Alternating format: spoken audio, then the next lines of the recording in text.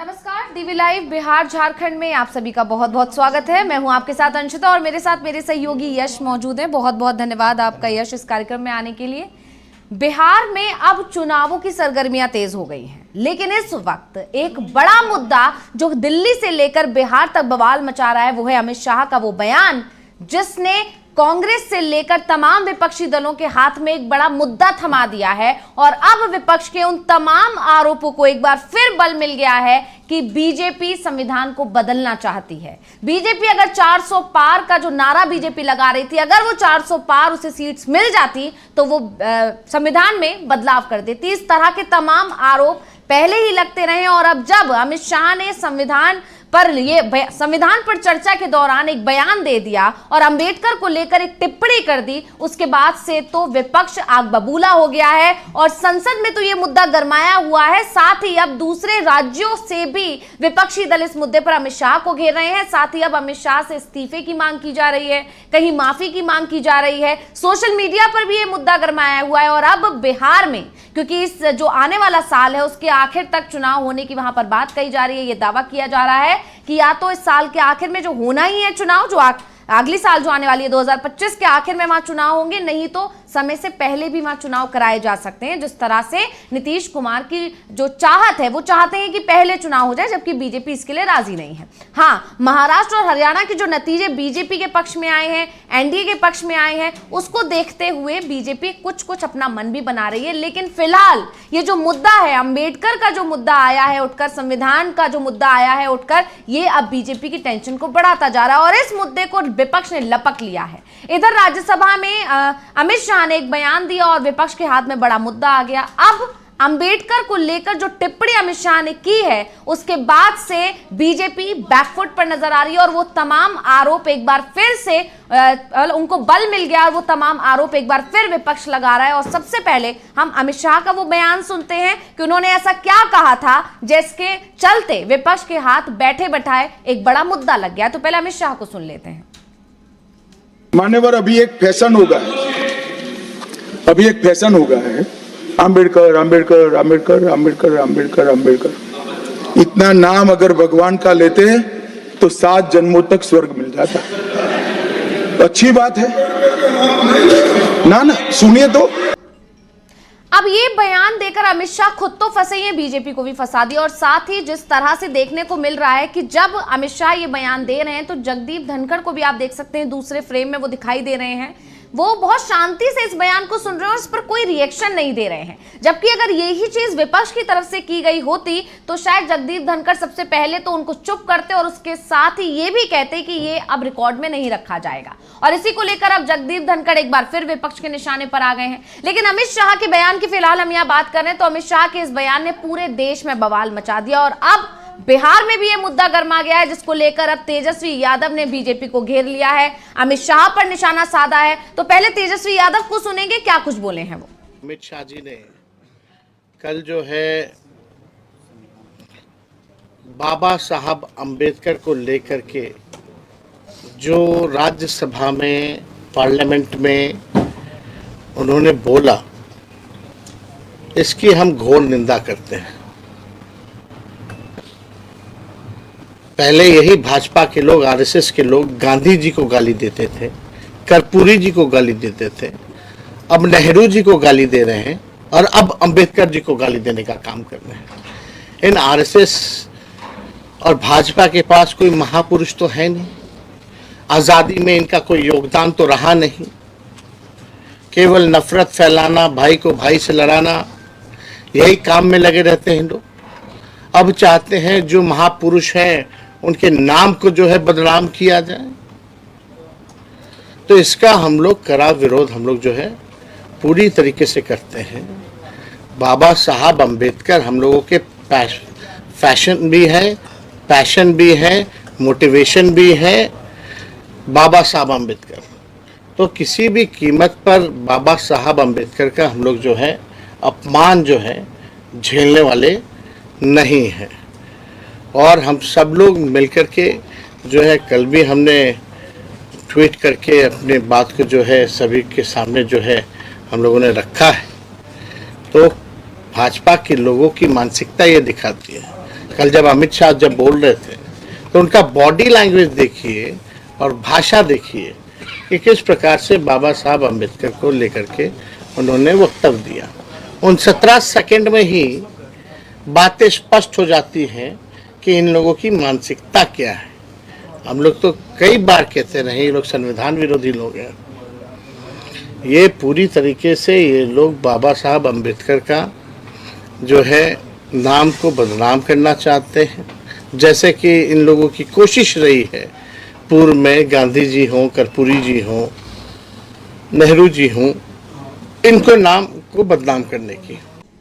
तो अभी फिलहाल हम तेजस्वी यादव को सुन रहे थे, उन्होंने भी तमाम सवाल उठाए हैं, कैसे अमित शाह को घेरा है, बीजेपी को घेरा है। एक बार फिर ये बताने की कोशिश की है कि अंबेडकर को लेकर या संविधान को लेकर बीजेपी की आखिर मंशा क्या है, मानसिकता क्या है, क्या सोच रखती है। क्या कुछ अपडेट है यश आपके पास इसको लेकर? शुक्रिया अंशिता जी। अंशिता जी, इंडिया गठबंधन तो पहले से ही, चाहे लोकसभा चुनाव की बात करें या विधानसभा चुनाव की बात करें, इंडिया गठबंधन लगातार ये कह रहा था कि जो बीजेपी है वो संविधान विरोधी और संविधान निर्माता बाबा साहब अम्बेडकर की भी विरोधी है। लेकिन जाने अनजाने में ही सही अमित शाह ने एक तरह से, जैसा विपक्ष आरोप लगा रहा है कि बीजेपी की जो मानसिकता है, वो बातें जो उनकी बंद कमरों में होती है और वो बाहर तो ये दिखाते हैं कि वो अल्पसंख्यकों के SC/ST के हितैषी हैं, लेकिन उनकी जो असली मानसिकता है, महापुरुषों का अपमान करने की संविधान विरोधी जो मानसिकता है, उसका एक तरीके से अनजाने में अमित शाह ने खुलासा कर दिया, ऐसा विपक्ष का कहना है। और अब देखिए, इसको लेकर जो है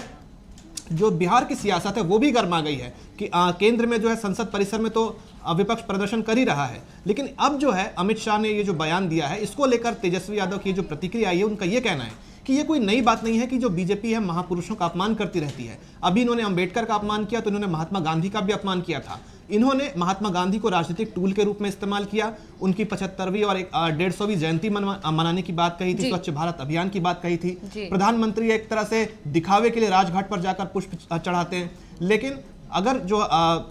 प्रधानमंत्री नरेंद्र मोदी हैं वो अतीत की बात करते हुए कभी ये कहते हैं कि 1975 में संविधान की हत्या हुई थी तो संविधान हत्या दिवस मनाया जाएगा हर साल 25 जून को, तो एक तरह से जो प्रधानमंत्री है उनको और एक दिवस मनाना चाहिए, वो है 31 जनवरी। क्यों ना प्रधानमंत्री एक और दिवस की घोषणा कर दें और कहें कि 31 जनवरी को हम महात्मा गांधी हत्या दिवस मनाएंगे, और ये भी बताएं प्रधानमंत्री 8 बजे टीवी पर आकर दर्शकों को, जनता को, कि महात्मा गांधी की हत्या किसने की थी और उसका नाम क्या था और उसकी जो राजनीतिक सोच थी, उसकी जो विचारधारा थी, उसकी जो प्रेरणा थी, उसे किस संगठन से मिल रही थी। जाहिर तौर पर ये जो है बीजेपी और आरएसएस को जो हमला कर रहे हैं तेजस्वी यादव, यही उनका कहना है कि बीजेपी आरएसएस की विचारधारा, मानसिकता गांधी विरोधी रही है और एक तरह से महापुरुषों का अपमान करने का इन्होंने काम किया है। इसी को लेकर तेजस्वी यादव कह रहे हैं कि जो भाजपाई है वो कान खोलकर सुन ले, बाबा साहब अंबेडकर हमारे फैशन भी हैं, पैशन भी हैं, इंस्पिरेशन भी है और मोटिवेशन भी हैं। आरएसएस बीजेपी वालों ने सर्वप्रथम महात्मा गांधी जी को गाली दी,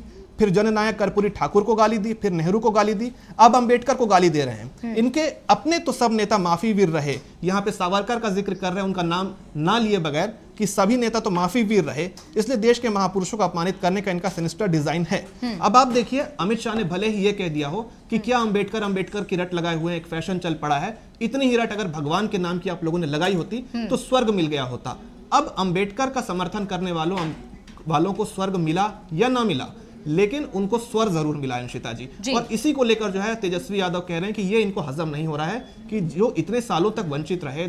शोषित रहे, उनको आज जब अंबेडकर की वजह से स्वर मिला है तो ये बीजेपी को हजम नहीं हो रहा है। लेकिन आप देखिए, अमित शाह तो एक तरह से डैमेज कंट्रोल में लगे हुए, आनंद फानन में कभी पीएम से मिल रहे थे तो और भी केंद्रीय मंत्रियों से मिल रहे हैं। इस समय जब ये चर्चा कर रहे हैं मंशिता जी, तो अमित शाह की प्रेस कॉन्फ्रेंस चल रही है, उसमें भी वो सफाई देते हुए ही सुनाई दे रहे हैं। लेकिन आप देखिए, इस पूरे घटनाक्रम में, पूरे मामले में नीतीश कुमार जो हैं वो चुप्पी साधे हुए हैं। तो एक बहुत बड़ा सवाल उठता है कि नीतीश कुमार को भी इस पर बोलना चाहिए, वरना क्या नीतीश कुमार ये स्पष्ट करें कि क्या वो भी संविधान विरोधी हैं? जी बिल्कुल, आपने जैसे कि बात की अभी यश कि अभी अमित शाह इस पर प्रेस कॉन्फ्रेंस के जरिए अपनी सफाई दे रहे हैं, लेकिन इस सफाई के दौरान भी वो कांग्रेस को घेरने की कोशिश कर रहे हैं। वो लगातार ये दिखाने की कोशिश कर रहे हैं कि अपमान बीजेपी ने नहीं, खुद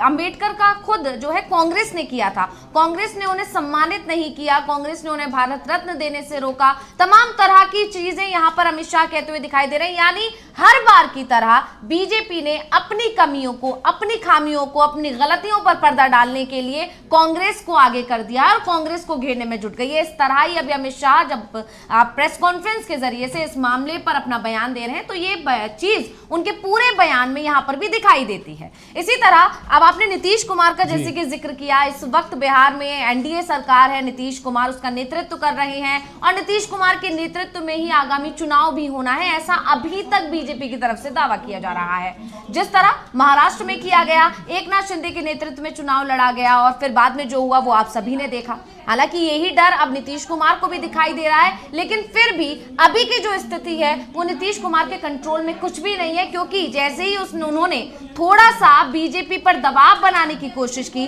थोड़ा सा हावी होने की कोशिश की, तो उनके करीबी अधिकारी जो पूर्व अधिकारी संजीव हंस, उनके घर पर पुराने मामलों को उठाकर एक बार फिर छापेमारी शुरू हो गई। तो इसके साथ ही ये दावा किया जा रहा है, इसको देखते हुए लगातार कल उनके नागपुर वाले घर पर, जयपुर वाले घर पर, कई जगहों पर छापेमारी की गई और इसके बाद से ये कहा जा रहा है कि नीतीश कुमार पर दबाव बनाने की कोशिश की गई और ये तो बस शुरुआत है। कई नेताओं ने भी इस तरह का आरोप लगाया है कि अगर एनडीए के साथ नीतीश कुमार नहीं होते तो इस वक्त जेडीयू के कई नेता जेल में होते, ईडी के गिरफ्त में होते या सीबीआई के गिरफ्त में होते। बहुत सारी चीजें यहां पर अभी विपक्ष की तरफ से भी कही जा रही है और खुद जेडीयू के नेता भी कह रहे हैं। लेकिन इस सब मामले को लेकर जब अंबेडकर पर जो ये बयान दिया है, अमित शाह का जो ये बयान आया कि अंबेडकर की रट लगाए हुए एक फैशन बना दिया है, ये सारी चीजें जिस तरह से कही अमित शाह ने, उसके बाद से जो तमाम विपक्षी दल उन पर हमलावर हैं। और ऐसे में जिन लोगों की राजनीति, जो उनका कोर वोटर है नीतीश कुमार का, अगर हम देखें उनको उस चीज को देखते हुए भी नीतीश कुमार चुप्पी साधे हुए, ये अपने आप में एक बड़ा सवाल है कि नीतीश कुमार सिर्फ अपने फायदे के लिए चुप्पी साधे बैठे और इसी को लेकर तेजस्वी यादव ने तमाम सवाल उनसे भी पूछ दिए हैं। तो क्या कुछ कहना है तेजस्वी यादव का? अंशिता जी, जब आप ये जानकारी दे रही थी अभी दर्शकों को, तो जो 10 सवाल हैं वो तो हम बताएंगे ही, लेकिन अभी हाल ही में तेजस्वी यादव का एक हाल फिलहाल का ट्वीट आया है, वो भी पढ़कर हम दर्शकों को बताते हैं और फिर उन 10 सवालों पर भी आएंगे जो दागे हैं तेजस्वी यादव ने नीतीश कुमार पर। तेजस्वी यादव अपनी ट्वीट में लिख रहे हैं कि 15 दिन में अनेक बार अपनी यात्रा का नाम बदलने वाले मुख्यमंत्री श्री नीतीश कुमार अब प्रगति नहीं बल्कि अलविदा यात्रा पर हैं। इन्होंने बिहार प्रगति यात्रा नाम दिया है अपनी इसी महिला संवाद यात्रा को रीनेम करके, और उसको टाल भी दिया। अब 23 तारीख से शुरुआत होगी, क्योंकि तेजस्वी यादव बार बार उन पर हमला कर रहे थे कि आप इसके ऊपर 2 अरब रुपए खर्च कर रहे हैं। ये एक तरह से फिजूल खर्ची और जनता की जो कमाई है, जनता का जो टैक्स का पैसा, उसका पानी की तरह बहा रहे हैं। बिल्कुल। तो इसको लेकर कहीं ना कहीं उन पर दबाव आया नीतीश कुमार पर, या जो भी कारण रहा हो, या बीजेपी की तरफ से अंदरूनी दबाव रहा हो, लेकिन जो नीतीश कुमार है उन्होंने ये महिला संवाद यात्रा को टालते हुए, इसको स्थगित करते हुए, पोस्टपोन करके अब 23 तारीख को कर दिया और इसका नाम भी बदल दिया है। तो कहीं ना कहीं इसमें जो नेता प्रतिपक्ष तेजस्वी यादव हैं, उनका कहीं ना कहीं इसमें अहम रोल, एक दबाव दिख रहा है। इसके बाद ये कह रहे हैं कि बताइए, आज तक किसी भी प्रदेश के मुख्यमंत्री ने अपनी जनता से संवाद करने के लिए 2 अरब रुपए की फिजूल खर्ची नहीं की है। तो ये इनका कहना है अंशिता जी। और इसके साथ ही साथ तेजस्वी यादव की जो यात्रा है वो तो बरकरार है, वो अभी सतत जारी है। जहां नीतीश कुमार अपनी पहली ही यात्रा का ऐलान करते हुए एक तरह से औंधे मुंह गिर गए और उनकी यात्रा टल गई, वहीं तेजस्वी यादव चरण दर चरण अपनी यात्राएं जारी रखे हुए हैं। और इसी सिलसिले में अब उन्होंने नीतीश कुमार पर 10 सवाल पूछे हैं। उन्होंने कहा, अभी तो आप यात्रा कर ही रहे हैं, लेकिन कुछ मेरे सवाल हैं, आप जब अपनी यात्रा शुरू करेंगे तो आप इनका जवाब दीजिए। और बिहार की जनता में वो जाकर ये सवाल इसलिए छोड़कर आ रहे हैं तेजस्वी यादव कि जब नीतीश कुमार उनके पास पहुंचे तो जनता उनसे ये सवाल करे कि तेजस्वी यादव ने पूछा है, आप ये जवाब दीजिए। देखिए, इन्होंने ये कहा है कि माननीय मुख्यमंत्री नीतीश कुमार जी अपनी आदत, चरित्र, चाल चलन और चंचलता के चलते एक पखवाड़े में ही यात्रा का कई बार नाम बदल चुके हैं। और पहले महिला संवाद, फिर समाज सुधार और अब प्रगति यात्रा। यह दर्शाता है कि वो मानसिक रूप से कितने अशांत और अस्थिर हो चुके हैं। तो पहला सवाल जो तेजस्वी यादव ने किया है वो ये किया है कि 2023 में आपने समाधान यात्रा निकाली थी, उस दौरान जो जनप्रतिनिधियों ने समस्याएं उठाई थी, उनमें से कितनी समस्याओं का आपने समाधान किया है? यानी आप तो इस बार निकलेंगे चुनाव यात्रा में और दावा करेंगे कि मैं आपकी ये समस्या सुलझा दूंगा, इसका निराकरण करूंगा, लेकिन तेजस्वी का सवाल यह है कि पिछले साल भी आपने एक समाधान यात्रा निकाली थी, उसमें जो सवाल पूछे थे जनप्रतिनिधियों ने, उसमें कितनी समस्याओं का आपने समाधान किया है, ये भी तो बताएं नीतीश कुमार। या सिर्फ आप एक टूर करने निकलते हैं बिहार का, राज्य का, और उसमें राज्य का जो पैसा है वो पानी की तरह बहाते हैं और होता कुछ भी नहीं है। दूसरा सवाल उन्होंने कहा है कि समाधान यात्रा में दर्ज की गई कितनी समस्याएं अभी भी उनके आश्वासन और निर्देश के बावजूद यथावत है? क्या उन समस्याओं के यथावत रहने के दोषी वो नहीं है? यानी उनसे एप्लीकेशन तो ले लिया जाता है कि आपकी समस्याएं आप दर्ज करा दीजिए, लेकिन क्या दर्ज करवाने से अंशिता जी समस्याओं का निराकरण हो जाता है? वहां पे नीतीश कुमार को और उनके तमाम अधिकारियों को एक्शन लेना होगा, तभी उन समस्याओं का निराकरण होगा। तो यह भी कहना है तेजस्वी यादव का कि आप लोगों ने समस्याएं तो ले ली जनता की, लेकिन उसका आपने निराकरण क्या किया, क्या समाधान निकाला, यह भी आप नीतीश कुमार से सवाल पूछें। उसके साथ उन्होंने कहा है कि मुख्यमंत्री के जनता दरबार में नागरिकों द्वारा की गई जन शिकायतों का निवारण अभी तक क्यों नहीं हुआ, यानी 1 साल का समय बीत चुका है और इसका निवारण जो है जन समस्याओं का नहीं हुआ है। जनप्रतिनिधियों के जन समस्याओं को दरकिनार कर इन्होंने आखिर में कुछ अधिकारियों की बातें सुनना है तथा अपनी रटी रटाई घिसी पीटी बातें सुनानी है। तो एकालाप से परिपूर्ण इस यात्रा का फायदा क्या, यानी आपको विपक्ष की बात नहीं सुननी है, आपको सिर्फ अपनी ही बात कहनी है। जैसे प्रधानमंत्री नरेंद्र मोदी मन की बात करते हैं, तो यहाँ नीतीश कुमार भी सिर्फ अपनी ही बात कहने के लिए जनता के बीच जा रहे हैं। तो इससे बेहतर है कि ना जाएं, क्योंकि आप दूसरा पक्ष जब तक सुनेंगे नहीं तो फिर जो है मामला जो है एक तरह से गड़बड़ाता हुआ दिखेगा। अब देखिए, जब जनता से संवाद करना ही नहीं तो उड़न खटोले से यात्रा कर अधिकारियों संग चाय पानी में अरबों रुपए खर्च क्यों कर रहे हैं। छठवां है कि क्या किसी संवाद में गरीब राज्य का 2 अरब अल्पाहार और सोशल मीडिया के प्रचार में खर्च करना जायज है। 7वां सवाल उनका यह है कि क्या यह यात्रा अधिकारियों को लूट की छूट यात्रा नहीं है। यानी आप देखिए, जो पिछले 3 सवाल हैं अंशिता जी, इसमें ये यही कह रहे हैं कि जो 2 अरब की फिजूल खर्ची की बात कही जा रही है, इसमें कहीं ना कहीं जहां जहां आपका जो जन चौपाल आप लगाएंगे वहां जो पैसे खर्च होंगे वो एक तरह से जो अधिकारी है वहां के जो आपके उनकी जेबें भरेंगे, उनके में बंदर बाट होगी और जो आपके आश्रय में पल रहे हैं उनको ये पैसे चले जाएंगे। जनता का जो गाढ़ी कमाई है उनको आप सीधे तौर पर उन अधिकारियों की जेब में डालने का काम करेंगे, ये इनका आरोप लग रहा है। तो अधिकारियों को लूट की छूट का इन्होंने आरोप लगाया है तेजस्वी यादव ने। इसके बाद आप देखिए, एक बहुत ही गंभीर आरोप, नीतीश कुमार ये कहते हैं कि बिहार में हमने शराबबंदी कर दी है। ये उन्होंने बाकायदा विधानसभा में इसका ऐलान किया था कि हम बिहार में जो है पूरी तरह से शराबबंदी है। लेकिन आप देखिए, इसमें वो कह रहे हैं कि क्या इस यात्रा में वो घर घर मिल रही शराबबंदी में पुलिस की मिली भगत तथा शराबबंदी की विफलता की प्रगति की समीक्षा करेंगे। क्या ये टायर्ड मुख्यमंत्री और रिटायर्ड अधिकारी द्वारा जिला स्तरीय अधिकारियों को तबादले की चेतावनी और धमकी देकर उगाही करने से संबंधित यात्रा नहीं है। और आखिरी सवाल आप देखिए, इसी को लेकर है कि क्या ये मुख्यमंत्री की थानों और ब्लॉक में व्याप्त भ्रष्टाचार की प्रगति को गति देने की यात्रा है। यानी अंशिता जी, इन्होंने हाल ही में एक आरोप ये लगाया था कि जो तमाम IAS IPS अधिकारी हैं, इनको लेकर जब शिकायत की जाती है कि ये शाम को अपने बंगलों में बैठकर, अपने दफ्तरों में बैठकर जो एक गुंडा प्रवृत्ति के लोग होते हैं उनके साथ बैठकर असामाजिक तत्वों के साथ शराब पीते हैं। यानी एक तरह से आप जो पुलिस की जो व्यवस्था है, जो ब्लॉक में पुलिस को तैनात रहना चाहिए, चाक चौबंद जो पुलिसिया व्यवस्था रहनी चाहिए, उसको ताक पर रखते हुए आप जिन अपराधियों को पकड़ के आपको जेल में डालना चाहिए, उनके साथ आप बैठकर शराब पी रहे हैं, वो भी ऐसे राज्य में जहां शराबबंदी है। और दिखावे के लिए आप उन अधिकारियों को ये आदेश देते हैं कि जो बिचौलिए हैं,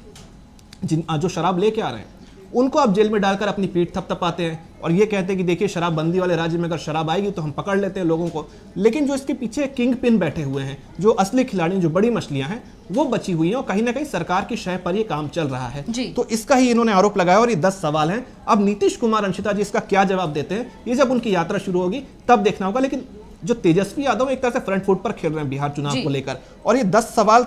से एक तरह से उन्होंने हर तरफ से नीतीश कुमार को घेर लिया है। अब नीतीश कुमार इसका जवाब क्या देंगे या दे भी पाएंगे या नहीं, ये देखना होगा। जी बिल्कुल, जिस तरह से नीतीश कुमार तमाम मुद्दों पर चुप्पी साधे हुए, खासकर जो अंबेडकर वाला मुद्दा आया है इस पर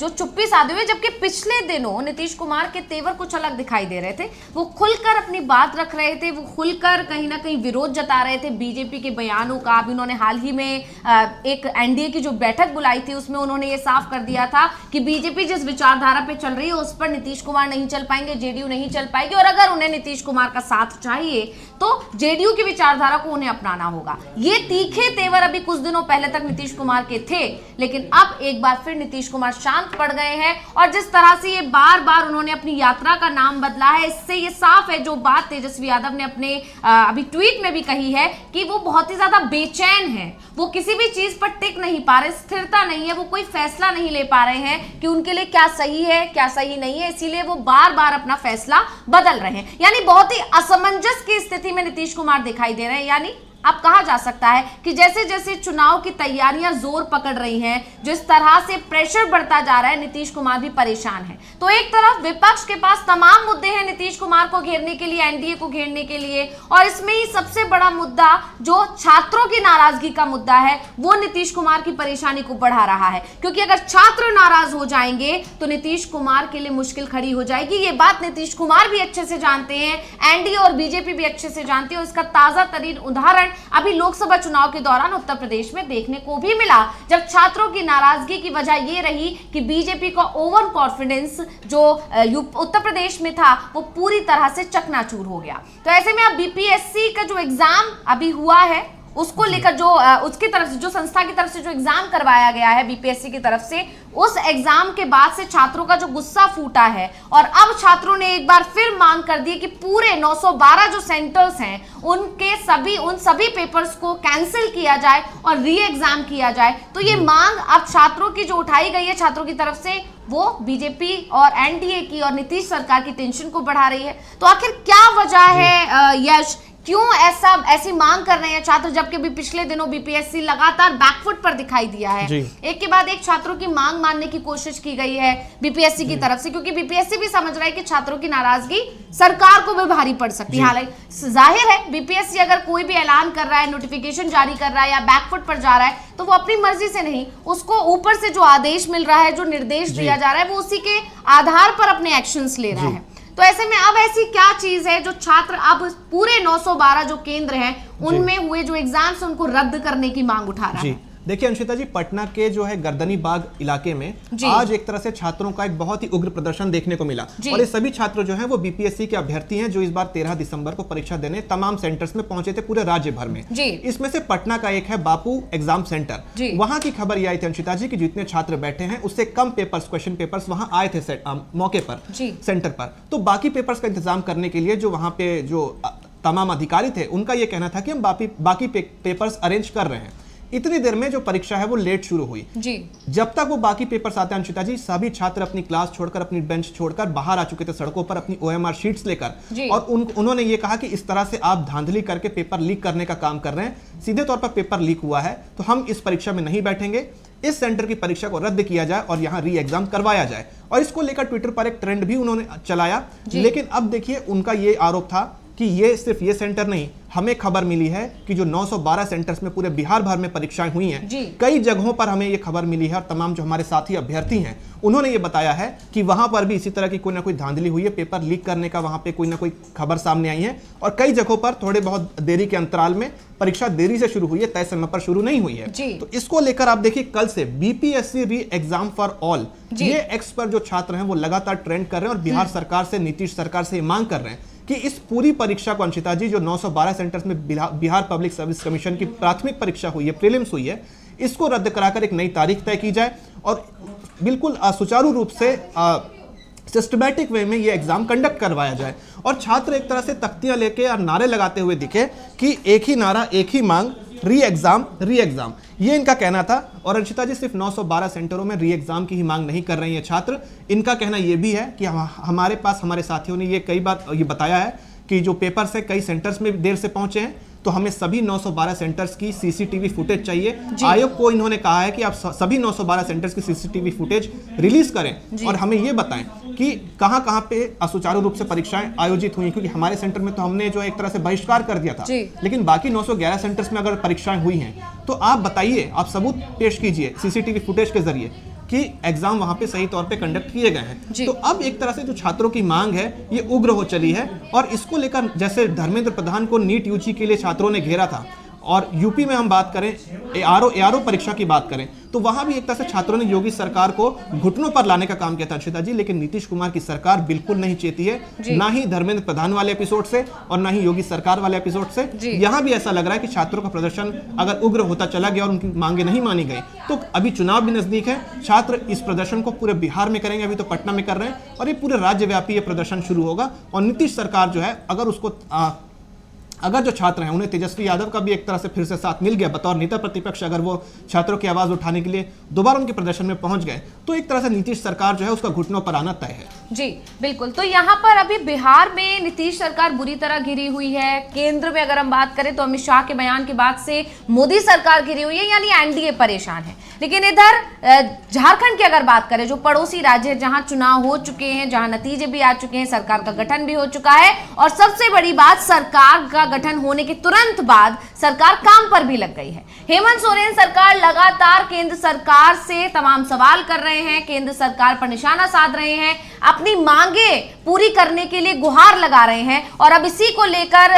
हेमंत सोरेन ने केंद्र सरकार पर एक बार फिर निशाना साधा है। तो क्या कुछ जानकारी है आपके पास, हेमंत सोरेन ने किस तरह से मोदी सरकार को घेरा है, क्या गंभीर आरोप लगाए हैं? अंशिता जी, कोयला रॉयल्टी का बकाया है केंद्र सरकार पर जो झारखंड को देना है। केंद्र सरकार झारखंड को 1.36 लाख करोड़ देने वाली है, ऐसा है जेएमएम का कहना है, हेमंत सोरेन का कहना है। और वो लगातार चिट्ठी लिखकर प्रधानमंत्री नरेंद्र मोदी से ये गुहार लगा रहे हैं कि आप हमें ये जो पैसा है दे दें, तो हम झारखंड के विकास में इन पैसों को लगाएंगे। लेकिन लंबे समय से जो ये पैसा है लंबित है, और इसको लेकर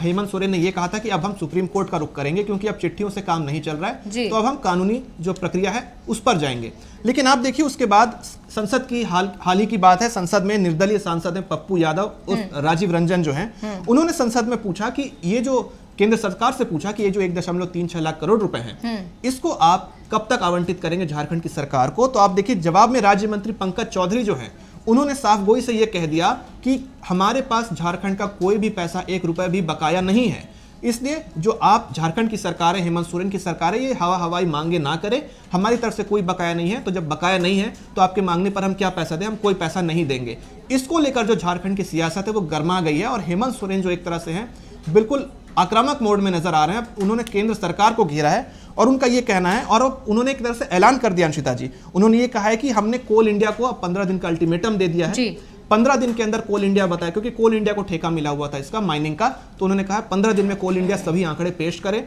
वो बताए कि हाँ सचमुच में झारखंड का पैसा बकाया है, अगर नहीं होता तो हमारे पास कोल माइन से हमारे अधिकार क्षेत्र में है, हम कोयले का एक भी ढेला यहां से बाहर जाने नहीं देंगे, और जो ट्रेनों में कोयला जा रहा है उसमें भी जब आप इसको लेकर जाएंगे तो उसमें भी हम रॉयल्टी लगाने का काम करेंगे। यानी अब बिल्कुल आर पार की लड़ाई आ चुकी है अंशिता जी, ये केंद्र सरकार और हेमंत सोरेन के बीच में। इसके साथ ही साथ आप देखिए 20 दिसंबर को राजस्थान के जैसलमेर में जो राज्यों के तमाम वित्त मंत्री हैं, तमाम राज्यों के, चाहे वो बीजेपी शासित हो या गैर बीजेपी शासित हो, सभी राज्यों के वित्त मंत्रियों की बैठक है, और वहां वित्त मंत्री, केंद्रीय वित्त मंत्री निर्मला सीतारमण भी मौजूद रहेंगी। वहां पे केंद्रीय प्री बजट की एक मीटिंग है, तो उसके लिए भी हेमंत सोरेन ने कहा है कि हमारे जो राधा कृष्ण किशोर वित्त मंत्री हैं झारखंड के, वो वहां जाएंगे और वहां भी वित्त मंत्री के समक्ष ये मुद्दा उठाएंगे और कहेंगे कि हमारे अधिकार का, हमारे हक का जो पैसा है, झारखंड के लोगों का जो पैसा है, वो आप हमें देने का काम करें, नहीं तो हम जो है जो कानूनी सलाह है उसके लिए जाएंगे, फिर कानूनी प्रक्रिया जो है वो आगे बढ़ेगी और हम सुप्रीम कोर्ट का दरवाजा खटखटाएंगे। आप दिलचस्प बात देखिए इसमें कि 2022 में जो तत्कालीन कोयला मंत्री थे अंशिता जी, पीयूष गोयल, उन्होंने हेमंत सोरेन को चिट्ठी लिखी थी और उन्होंने कहा था बाकायदा कि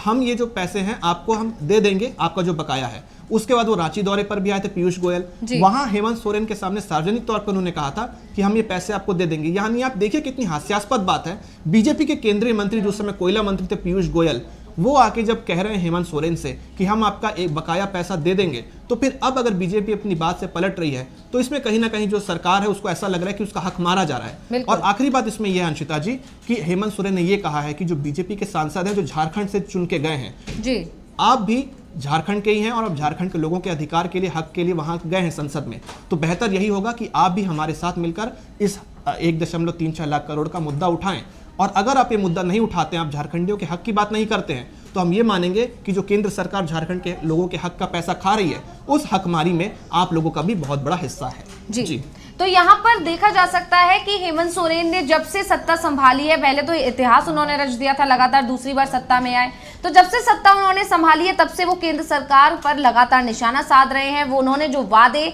जनता से किए थे उन्हें पूरा करने की कोशिश कर रहे हैं, और जब खासकर मैया सम्मान योजना को लेकर भी उन्होंने पूरी तैयारी कर ली, और अब दिसंबर को लेकर कहा गया था कि किश्त आएगी, मतलब सारी चीजों पर वो लगातार लगे हुए हैं। और अब ये जो कोयले का जो पैसा बकाया था, जिस तरह से उसको लेकर भी उन्होंने केंद्र सरकार के पाले में ही गेंद डाल दी। अब देखना होगा कि केंद्र सरकार की तरफ से इस पर क्या प्रतिक्रिया आती है, क्योंकि अभी जिस तरह से हेमंत सोरेन का बयान, जिसके बारे में आपने यश बताया, वो काफी आक्रामक अंदाज में नजर आए हैं, तो इस पर अब जवाब देना केंद्र सरकार के लिए कहीं ना कहीं जरूरी हो गया है। क्योंकि अगर केंद्र सरकार की तरफ से इस पर प्रतिक्रिया नहीं आती, जवाब नहीं आता है, तो कहीं ना कहीं ये बात साफ हो जाएगी या ये बात तय हो जाएगी कि हेमंत सोरेन जो कह रहे हैं वो सच कह रहे हैं और केंद्र सरकार झूठ बोल रही है। अब यहां पर देखा जाए तो केंद्र सरकार, विपक्षी जो भी राज्य हैं जहां पर केंद्र मोदी सरकार,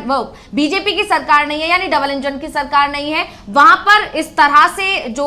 सरकारें हैं, राज्य सरकारें, वो बीजेपी को घेर रही हैं, केंद्र सरकार को घेर रही हैं, और जहां पर डबल इंजन की सरकार है, एनडीए की सरकार है, वहां पर विपक्ष उन पर हमलावर है। और सबसे बड़ी बात जो फिलहाल अंबेडकर का जो मुद्दा है उसने बीजेपी के लिए, अमित शाह के लिए और मोदी सरकार के लिए मुश्किल खड़ी कर दी है। और जो चीज अभी यहां पर बिहार में देखने को भी मिली, अब तेजस्वी यादव ने तमाम सवाल खड़े किए हैं, नीतीश कुमार से भी पूछा है कि आप कब बोलेंगे, आप इस पर चुप्पी साधे हुए क्यों बैठे हैं। तो अब सभी की निगाहें नीतीश कुमार की प्रतिक्रिया पर भी है। नीतीश कुमार अगर इस पर बोलते हैं तो भी दिक्कत, नहीं बोलते हैं तो विपक्ष उन पर हमलावर हो जाएगा। यानी अभी बीजेपी के लिए, एनडीए के लिए बहुत ज्यादा मुश्किल हो गई है। और अमित शाह की तरफ से सफाई भले ही आई है, लेकिन उस सफाई में भी वो सिर्फ और सिर्फ कांग्रेस पर हमलावर नजर आ रहे हैं। तो इस सफाई का भी कोई मतलब नहीं, क्योंकि विपक्ष की तरफ से कहा जा रहा है कि सफाई नहीं है, सिर्फ अपनी गलती को छुपाने की कोशिश है, कांग्रेस की गलतियों को उभार कर। तो ये तमाम जानकारी हमने हमारे दर्शकों तक पहुंचाई। बहुत बहुत शुक्रिया यश आपका हमारे दर्शकों को ये जानकारी देने के लिए, और बहुत बहुत शुक्रिया मेरे तमाम दर्शकों का जो इस कार्यक्रम में जुड़े हमारे साथ। और इसी के साथ मुझे दीजिए इजाजत। देखते रहिए DV live Uttarakhand, DV live Bihar.